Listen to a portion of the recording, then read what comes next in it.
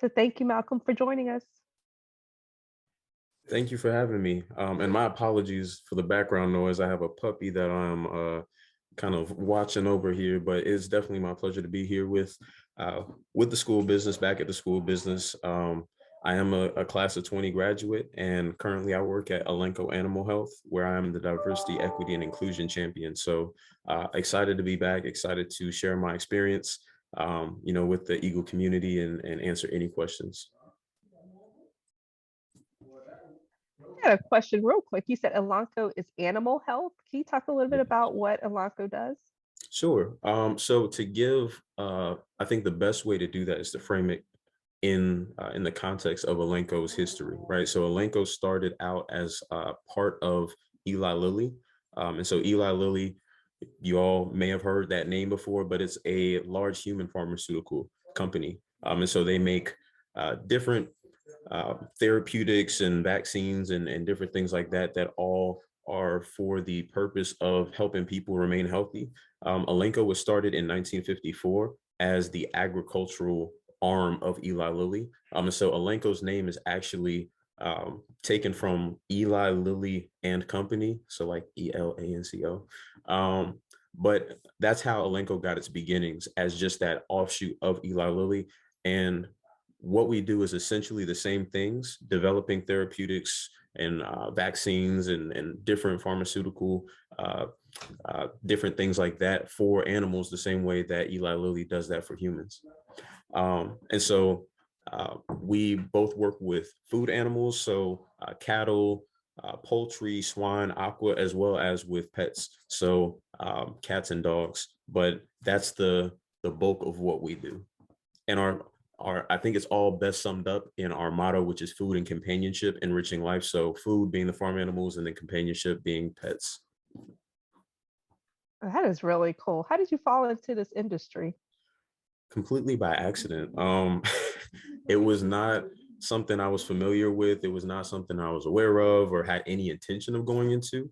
Um, one of the one of the organizations I joined as a student at NCCU was the National Sales Network, and they don't have a chapter on Central's campus, but there's a Raleigh chapter. And so I was connected with the Raleigh chapter by one of my professors, and she recommended that I reach out to the woman, get connected with the chapter, and I did. And I started attending their meetings and networking and getting to know people. And eventually they encouraged me to attend the National Sales Network Student Conference, which the year that I went was 2019. It was being held in Atlanta. And so I applied, I went. It was a free conference. And part of that conference was a career fair. And so at the career fair, I had made the list of all the organizations that I wanted to talk to. And, as we learn in the school of business, you do your research. So I had started looking into these companies, done my research. I had a stack of resumes, and I'm going around to different tables, shaking hands, meeting people, letting them know what my interests are. And I remember I was standing at one company's table, and the line was just very long. So I'm standing here waiting in this line, and I look over to the left, and I see this table with nobody there. And so I said, well, I've got some time to kill, and so I went over there, and um, pretty much exactly what you shouldn't do. I didn't have any kind of background info on the company, but it was a Elanco's table. So I went up and I introduced myself, and I gave my elevator pitch, and I said, I'm really interested to learn about you all. I apologize, I'm not as familiar with your organization. Though, would you be willing to tell me about what you are, what you all do, and a little bit about who you are? And they were really gracious. They explained the same kind of quick rundown that I gave about who Elanco is. They gave me that rundown and spoke a little bit more about the work that Elanco does and some of the opportunities that they had. And from there, that was my introduction. Um, I kind of transitioned from that meeting to being able to apply for an internship. And so I actually interned over the summer of 2020 in finance.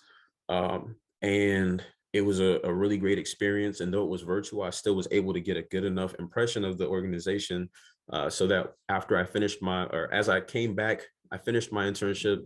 I was in my last semester because I was a December grad. And when they called and made me an offer, I was just I was thrilled to take it, because I had already gotten a good enough feel for the organization, and I was pretty certain that this was somewhere I would want to be. That's great. I have a question. Definitely. What are some of the things? I know you went to the School of Business and you said you did finance. Am I correct? So actually my major or my concentration, because I was a business administration student, but my concentration was actually in management. Okay. And you said you're in DE&I now. Yes.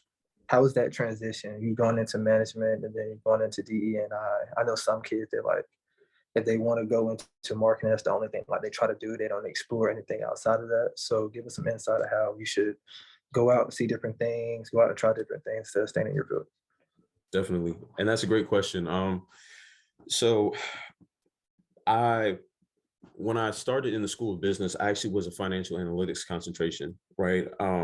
And I started there not necessarily because I was so certain that I wanted to go into finance, but because I was like, okay, this seems like a really solid career path, and there seemed to, like, I could imagine there being a lot of opportunities were I to stay within finance. And so I was like, okay, that seems cool. I'll do that. And I started along, really didn't get that far. The reason why I changed over to management wasn't because I didn't like finance, but it was more so because I transferred to Central, right? So in me transferring in, management would have allowed me to get through the program quickly enough to not get into a credit surplus, right? Which is just essentially, if you take too many credits, you end up having to pay more, right? And so then I was like, okay, I gotta get in, I gotta get out, but also I don't want to skimp. And one of the things I really like about the management concentration is that you get a bit of every concentration all together, right? And so because of that, I was like, okay, this is good. I'm getting a lot of exposure to these different business disciplines, but I still want to know more about finance. And so that's why I was looking for a finance internship for the summer of 2020. And so I took that internship. The beautiful thing about it was having that experience working in finance helped me to see that finance was not really where my passion was, right? Because as part of so I was, of course, doing finance related work. I had a finance related project that I was doing, but I also had an opportunity to network with a lot of finance people who were, either within my team, within the finance organization, or just, talking to different people. And the good thing about talking to people who are really passionate about what they do is you can get a pulse for if you are also passionate about that, right? So in talking to them, I was like, wow, okay, this is what passion looks like for finance. I don't have that, right? And it wasn't a bad thing, right? Because I definitely had a great experience. I learned quite a bit, right? Made a lot of great connections, but also I was able to see, like, yeah,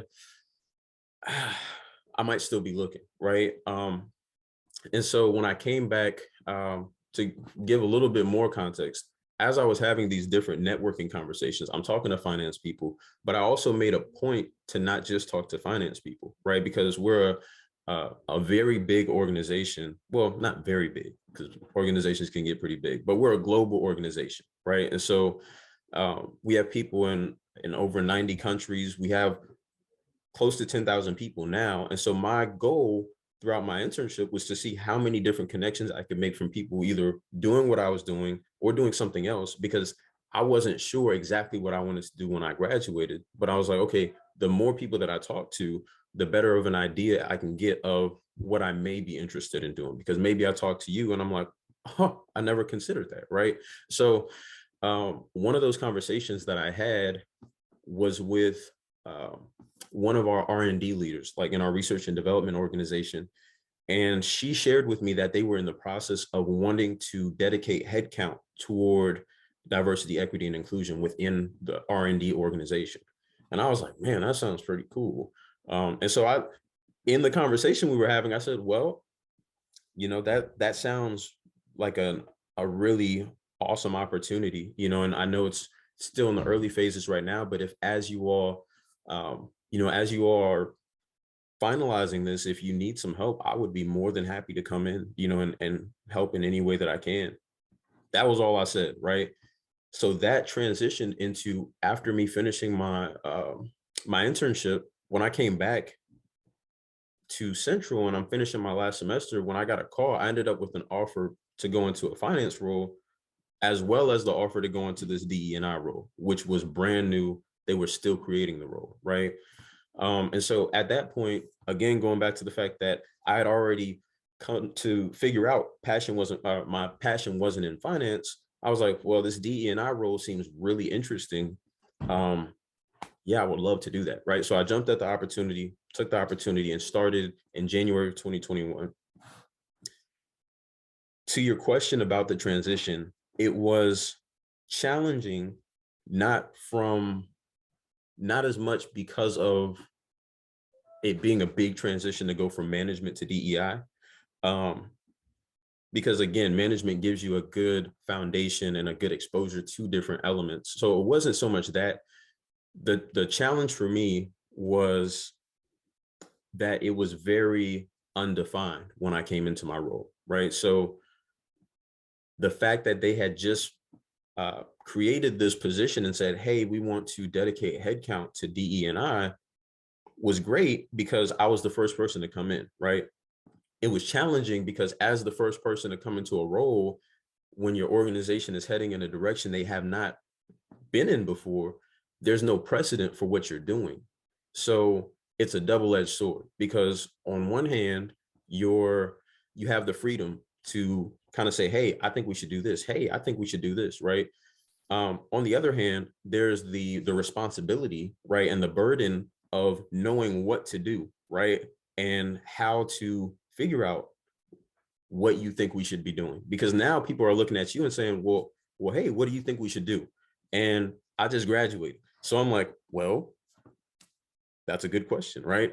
But one of the things that I did, so I definitely appreciate my manager, because she didn't leave me out to figure these things out by myself, right? We had a lot of conversations trying to talk through what are some of the things that we can do, what are some of these, what are the big goals that we're working toward, and how do we break those down into quarterly goals, into smaller goals that we can work toward, right? And actually come up with tangible things that we've done and that we're making progress, right?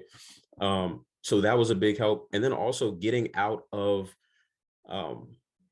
my own echo chamber of thoughts, right? Getting outside the organization and going to different conferences. In 2021, everything was still pretty much virtual, which is good, because then it's easy to attend a lot of different things, right? So I went to probably like 4 conferences, that were different people from different organizations talking about DE&I within their organization and some of the things that they were doing, right? And so that helped me get a feel for what do people do within this space, right? What does progress look like? What are initiatives that people are running at other companies? How is that something that I can bring into our organization, right? And so bringing those ideas back and talking them over with my manager and saying like, hey, what do you think about this? What do you think about this? How does this align with the big, the big high level objectives that we were talking about in our, our quarterly planning or whatever, and just figuring out where to start, right? One of the quotes that I heard last year that really stuck with me is, and I'm probably going to misquote this, so I apologize, but it's essentially saying like, success is knowing what to do when you don't know what to do, right? Because there will be a lot of times when, especially once you graduate, right? Even before you graduate, like you might be in an internship, you might just be in a class, but there will be so many times where you don't know what to do. You have no idea what you're doing. And you might not be the only one. You might not know what to do, and the person next to you might not be able to help you, right? But you still have to figure out a way to try to generate a bit of traction, right? So sometimes that's getting completely outside of your immediate sphere of influence and asking for other help, or just watching what other people are doing, or looking for different things. But I would say that process was was a challenge at the time, but I think it's turned out for the better, because right now I'm far more comfortable than I was at this time last year, but continuing to make progress all the same. I love that. And I'm Definitely. gonna let Jaden get to his next question, but I just wanted to reiterate that that point that you made about success, and that's okay, because I think, in some cases students feel like, oh my gosh, if I don't have the experience, if I don't have the, know how to operate in these settings, what do I do? And to your point, it's like, just be honest with it, and you will encounter human beings at work who are who are nice people and who are willing to help you get to the level of understanding that you need to get to. But being able to express that is so important. So I really commend you for doing that, and recognizing that that is success, is, and knowing what you don't know and asking questions and being okay with that, and working every day to get better. That's awesome. Thank you for sharing that, Malcolm. No Yeah, problem. definitely. Another question I thought of while you were talking about networking and taking that leap of faith. Can you like go into what that looks like? Because I know we have a lot of underclassmen coming up and a lot of upperclassmen coming up that's one looking for internships, or upperclassmen looking for full-time offers, and they need to know how to take that leap of faith or get that network to provide the base to take the leap of faith. So you can go into what that looks like, how you guys build that, things of that nature. Sure. And another great question. You you got a great rhythm going here. But I think the best way that I can describe networking, I remember during my internship with Elanco, one of the guys that I had a conversation with described networking to me, and he used an analogy of a spider's web, right? Because he said, spider spins their web, and the whole purpose of this web is for the spider to be able to catch food, right? Catch flies as they come through, catch these opportunities, right? And he said, in order for that spider to successfully catch food, they need to ensure that their net works, right? And I was like, wait a minute, I see where you're going here. But in order to do that, right, the spider spins the web. They don't just sit in the middle of that web and assume it's a done deal, right? Once they spin that web, every so often they go out and they check to make sure this side is okay. Okay, that's tight. Okay, I'm gonna go over here and make sure that this side is still good. Okay, this side is good, right? They're constantly doing maintenance to make sure that their net works, right? And I feel like a large part of networking, in the way that I think about it now, is from that maintenance standpoint, right? Because you have relationships that you build with people, right? And as a student, a lot of those relationships are with your peers, right? But a lot of them are with your your professors, of course, right? A lot of them are with the faculty in the School of Business, right? The faculty and the staff, and then different people that you know on campus, right? Different people that you meet outside of campus. And there's a lot of value in these relationships, because you never know who knows who and where an opportunity may come from, right? So going back to the story that I gave about how I ended up meeting those Elanco representatives at that career fair, the professor who connected me to the National Sales Network was not in the School of Business. It was a professor, Ms. Sharon Rittman. She teaches a biology class. I was taking one of my gen ed classes in biology, but I had built a relationship with her. So I would just stop by and talk to her, just because, we were building a good rapport. I would come to class, answer a question every now and then. And, that helped us build a relationship. And so in us building a relationship, she asked, oh, what are you looking to do? And I was like, well, I'm not sure. She asked what my major was. I told her I was a business major. And she said, well, I know this person that you should connect with. That's how networking works, right? Because you never know who knows who. So a lot of times, we hear the advice to be mindful of your brand, right? And I think I struggled with that concept, right? Because it's like, oh, I have to create this brand, I have to maintain this brand. You don't have to do all of that. Your brand is you, right? But the way to maintain your brand is just to be consistently yourself, right? And to work on just putting your best foot forward anywhere you go. If you're doing that, then your brand speaks for you. Your brand is you, and as long as you're doing that, then you continue to meet people and maintain those relationships, right? By virtue of the fact that I was able to meet, the person that she put me in contact with, that's how I got connected to that organization. And then in being connected with that organization, how would I have known where it would lead me to today? So I think there's a lot of maintaining those relationships, not being afraid to make those relationships, right? But then also to your point, and to your question about taking that leap of faith, taking that risk, right? Um, a lot of it, I think, comes from not getting hung up on where you can immediately see the connection, right? And when I say that, what I mean is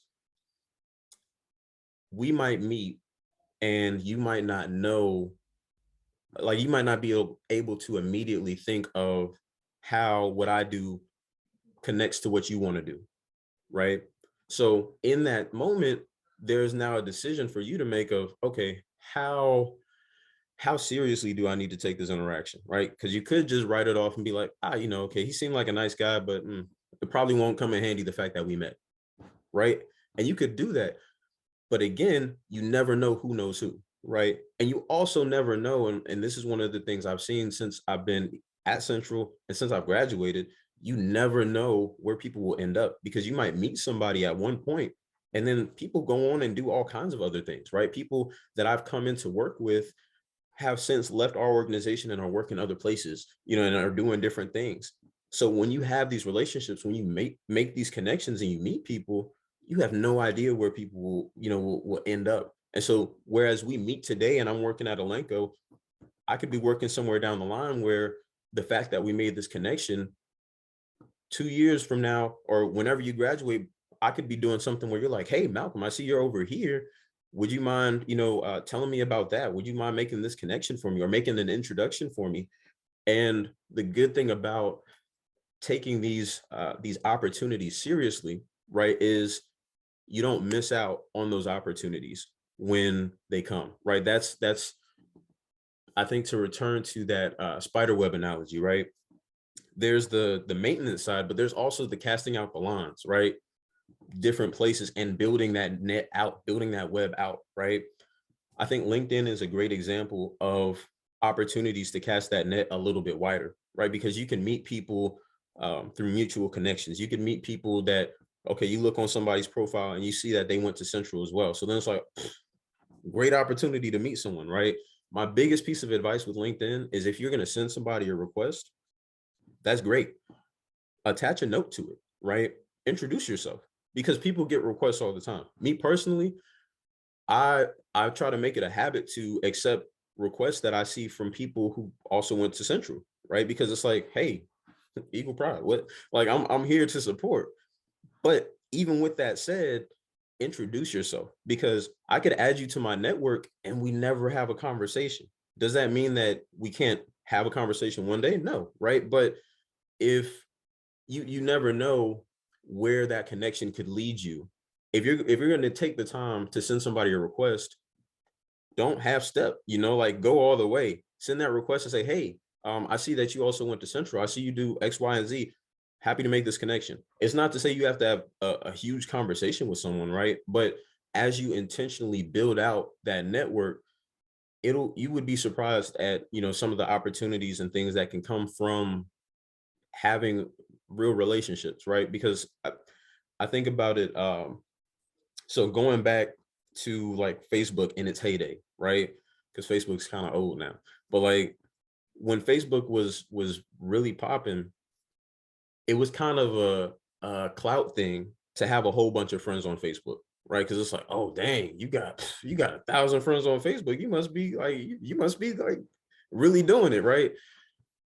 But the question is like, do you really know all these people? Like, are you actually cool with all these people? Right? Who really knows, right? So I would say the way that we see our networks, we don't have to see it as like a clout thing. You don't need to see it as like, oh, you know all these people. Oh, you have 10,000 people in your network. That's cool. But I think a more substantial number is how many people do you have that you could reach out to and actively talk to, right? So whether it's, hey, can I reach out to Jaden and we have a conversation about, about what's going on at Central. Like if I send Jaden an email, does he know who I am? Because if you looked at your LinkedIn list of people and you have a whole bunch of people that you've never had a conversation with, that's not super great. But even with that said, it's not too late to change that. So if you look at your LinkedIn list and you see a whole bunch of people you've never talked to, take this opportunity, like start working through that list, introduce yourself, right? Because even to the conversation we were having about, people at your job being willing to help you out, people, I think in general, are not opposed to taking the time out to either speak with you and have a conversation or to help you out, to share a little bit about their journey. All of these things, people are willing to do, but it's a matter of how do we go about these interactions, right? Professional interactions, of course, you want to present yourself well, right? You don't want to come across crazy. You don't want to just come out the side of your neck at people and say like, oh, yo, what's up? What's up? It's not about doing all that, right? But if you just say, hey, my name is Malcolm. I'm a student, or I'm a recent graduate of North Carolina Central, and I'm really interested in connecting and learning a little bit about what you do. Something that simple opens up the way to have a conversation with people, right? And that's how you build out your network. Just be genuine. It's not that you have to want anything from somebody, because you just honestly never know, the value that comes from knowing people. And who knows where, down the line, you may actually, when you do, potentially need something, then you can reach out to that person that you already now have a relationship with. And the conversation is far different than if I'm cold calling you to ask you to write me a letter of recommendation and we don't even know each other. Yeah, definitely. I want to we can wrap it up on this question right here. You were talking about how casting that web, casting that how you say, that spider's nest or whatever. And I know some kids and some students, they look at people like, say, like Blue Cross Blue Shield or PNC, all I work in sports. So I'm not even gonna talk to these people over here. Go back into, like, you never know who they work for. And I'm gonna give an example with Blue Cross Blue Shield. Even though they're an insurance company, you see their signage at our football games or their volleyball games. So somebody works in sports in insurance. And PNC, you have PNC Arena with NC State. So it's not just they work in banking or they work in insurance. They work, there's a sports department within that organization. So if you want to meet someone, you can, but if you just shut the door just because they were an insurance company, you never know. So just go back into, like, just taking that initiative to say, hey, I know you're an insurance company, I know you're a banking company, but what else do you might have to offer me if I want to go in such and such area, field, or whatever. Definitely. And I think that was, you said that really well, right? When you gave the example of PNC or Blue Cross Blue Shield, right? As we see this organization, we see what we commonly see, right? But that's not necessarily all that this organization has to offer. I'll give you a good example, right? So in the summer of 2019, I interned with the Department of Transportation, right? Now, when you think Department of Transportation, typically people think like DMV, right? Or you think like road construction. Like those are the two things you think of when you think of Department of Transportation. I worked in the Office of Civil Rights. I didn't even know they had an Office of Civil Rights, So it's like, that's one example of not necessarily knowing everything that an organization does, right? But as I was coming into that internship, I remember we did a professional development session, and the leader of the session, she said something that has stuck with me, but she said, don't limit yourself, right? And going to your point about not closing those doors, you never know who knows who. You never know the entirety of what somebody does, right? The entirety of what an organization does or has to offer, or how that may align with what you're actually interested in, right? Because I think especially when we come in like early on in the career, or early on, like when we're doing undergrad and you're trying to work through finishing your degree, and you're like, okay, this is exactly what I want to do. You might know, because I'm not saying that no one knows. There are a lot of people who are very clear on what they're looking to do, right? But also keep an open mind, right? Because while you may have a good idea, I promise you, there are a lot of things you've never even considered, right? Because they may just be things that you weren't even aware of to consider, right? So I would say watch out for that self-limiting, right? When you have the opportunity to meet with people, meet with them and just talk with them, right? Because you never know. Going back to that example, or my journey with the National Sales Network and getting introduced to Elanco, when I first met, when I got the connection, when I was told about the National Sales Network, I told Ms. Rittman, I said, well, Ms. Rittman, I'm not really interested in sales or marketing, just so you know, but I'm happy to meet with, I'm happy to meet with this woman. And she said, okay, well, yeah, just meet with her. When I met her name is Wanda McCarn. When I met Ms. Wanda, I said, Ms. Wanda, it is really nice to meet you. She had gave me the whole rundown about the National Sales Network. I said, now to be clear, I'm not really interested in sales or marketing. Um, just so you know. And she said, well, number one, everything has a component of sales to it. And number two, there's plenty more that you can get from this organization. So just come on. And I was like, cool, right? Fast forward, I go to the conference. I'm at the career fair. I was talking to everybody that I talked to. I went to all these tables. It is a sales and marketing career fair. So every time I went to a table, I said, hey, gave him my elevator pitch, gave him my resume. And I told them, well, I'm not really looking for sales or marketing roles, but what else do you have, right? Me saying, what else do you have was leaving the door open.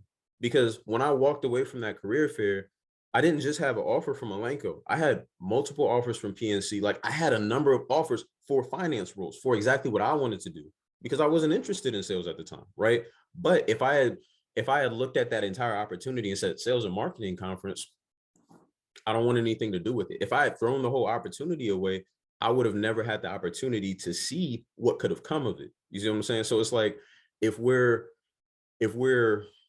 closed-minded, then you don't know, like you said, that PNC has a wing for doing corporate community engagement, sponsorships, and things like that, where if you have a desire to work in sports advertising, there's always, you never know what that opportunity may look like, right? But once you get in, make the connection, be yourself, right? Because there's just no way to know how far things can go, how deep things can go. And it's not it I don't want to give the impression that every single person that you meet and talk to is just going to lead you into like the craziest opportunity. You will meet a lot of people where it's just like, okay, great to meet you, right? There's nothing wrong with just meeting people, right? And I had a conversation about this not too long ago, but there's a value in having the skill of meeting people, right? Because that's not something, especially now that everything is virtual, that's not something that comes naturally to people, right? Especially meeting people in professional settings and networking, right? Because networking is not the same as just meeting somebody, right? Because you want to meet somebody, get a feel for what they do, introduce yourself. It's not that it has to be as formal as delivering an elevator pitch, right? But you do want to make this connection in a way that says like, hey, this is who I am, this is what I do. Now I know who you are, this is what you do. Okay, cool. And we connect at a point that says, hey, now I am a connection that you have, should it ever come up and be of value, right? And you just kind of leave that door open, right? So having that skill and working on that skill when you have the opportunity is never it's never going to work against you.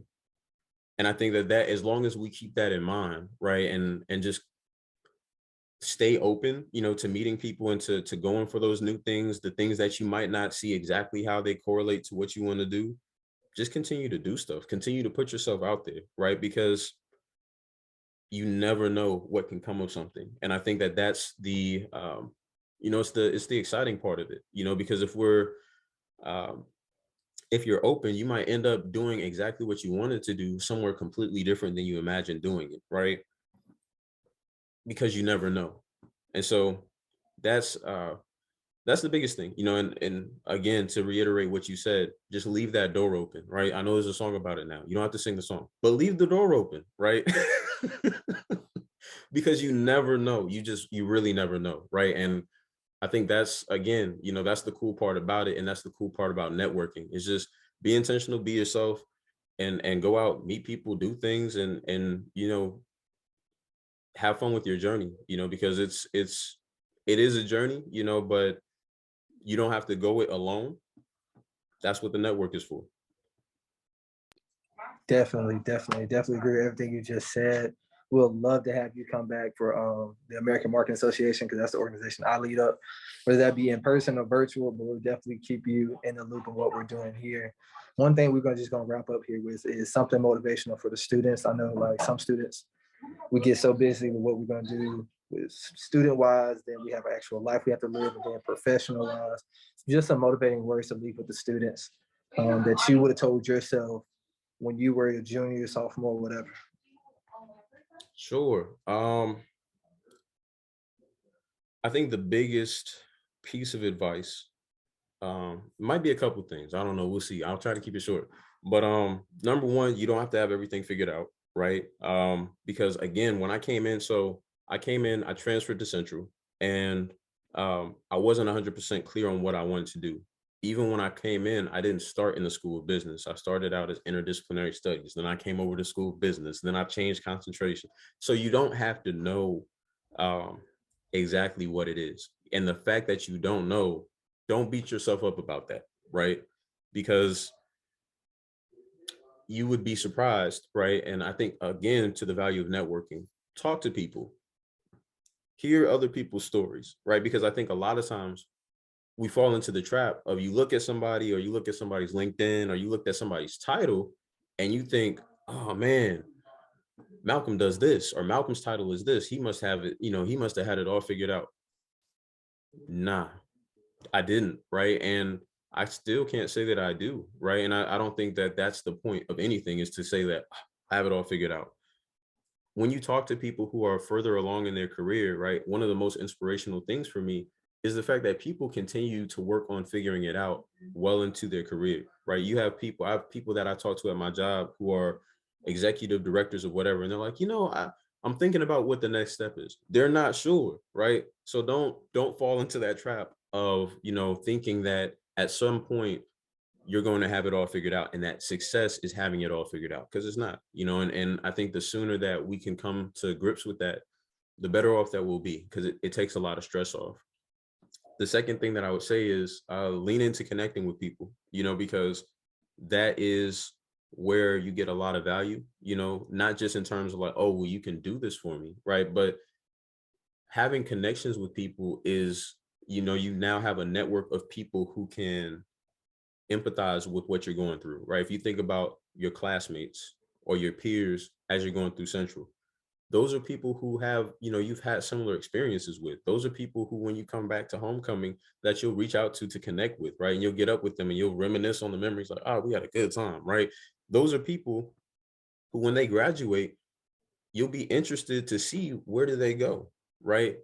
And you keep tabs on people, and you keep those lines of communication open, right? Because again, you never know where people go. You never know who can make an introduction for you, right? But also, like, I'd heard a quote one time where they said, if you want to go fast, go alone. If you want to go far, go with others, right?